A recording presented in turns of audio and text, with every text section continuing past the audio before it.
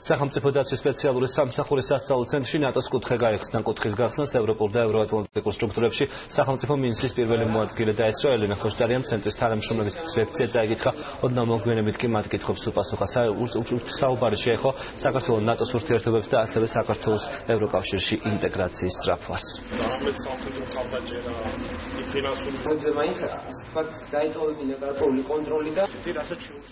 ჩვენ მუშაობთ მთელი საქართველოს მასშტაბით ყველა ჯგუფთან, სტუდენტები, არასამთავრობო ორგანიზაციები, საქართველოს რეგიონები, ვიყავით სვანეთში, სამეგრელოში, კახეთში, სხვადასხვა ადგილებში, იმიტომ რომ ძალიან მნიშვნელოვანია, რომ ეს ყველა თითოეულმა ქართველმა ზუსტად იცოდეს, რას ნიშნავს ნატოში ინტეგრაცია, როგორ მიმდინარეობს ეს პროცესი. ჩვენ აქ მოვიტანეთ ნატოს შესახებ საინფორმაციო ცენტრის მიერ გამოცემული ლიტერატურა, ის აქ დაარჩება და სამსახურის თანამშრომლებს, კურსანტებს, მათ ვინცამ სასწავლო ცენტრში სწავლობს, ეკემოთ საშუალება რომ გაიგონ უფრო მეტი ინფორმაცია ნატოს შესახებ შესაბამისად. ვფიქრობ ძალიან საინტერესო იყო მათთვისაც დღევანდელი ლექცია. საჭიროა მათ იცოდნენ კონკრეტულად რა უნდა გააკეთონ იმისთვის ქვეყანამ რომ ნატოში დაწევრიანდეს და რამდენად მნიშვნელოვანია როგორც ქვეყნისთვის ასევე თვითონ მსოფლიოში როგორც მშვიდობის გარანტი თვითონ ნატო როგორც ორგანიზაცია.